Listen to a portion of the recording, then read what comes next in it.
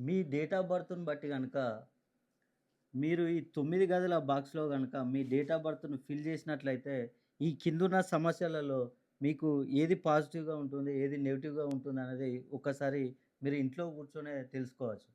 ఇక్కడ గనక మనం చూసుకున్నట్లయితే 19/4/1980 ఈ డేట్ ఆఫ్ బర్త్‌ని గనక ఫిల్ చేసినట్లయితే ఏ విధంగా ఉంటుందో ఒక్కసారి చూద్దాం.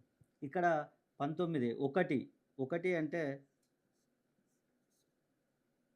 సంతానం. వీరికి సంతానం కలుగుతుంది. అదేవిధంగా 9, 9 అంటే వివాహం. వీరికి వివాహం జరిగే అవకాశం ఉంది. అదేవిధంగా 4 ఆరోగ్యం. ఆరోగ్యం విషయంలో వీరికి సమస్యలు తక్కువగా ఉండే అవకాశాలున్నాయి. అదేవిధంగా 8 చదువు. వీరు ఉన్నత చదువులు చదివే అవకాశం ఉంది. దాని ద్వారా ఉద్యోగాలు గూడా లభించే అవకాశాలున్నాయి.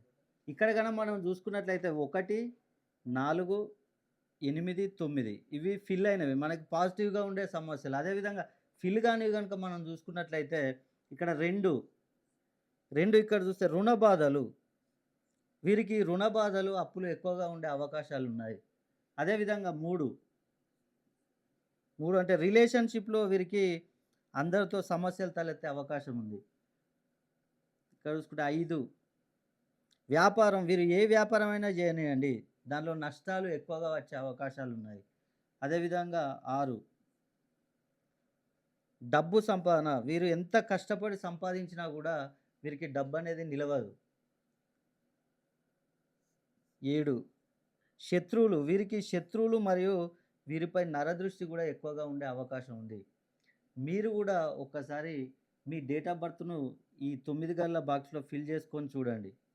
మీకు ఏ సమస్యలు పాజిటివ్‌గా ఉన్నాయి, ఏవి నెగెటివ్‌గా ఉన్నాయనేది ఒక్కసారి మీరు చెక్ జేసుకోండి. మీకు గనుక ఏమైనా సమస్యలున్నట్లయితే మీ పేరులో దోషం ఉన్నట్లే. కాబట్టి ఒక్కసారి మీ డేట్ ఆఫ్ బర్త్ నాకు పంపించండి.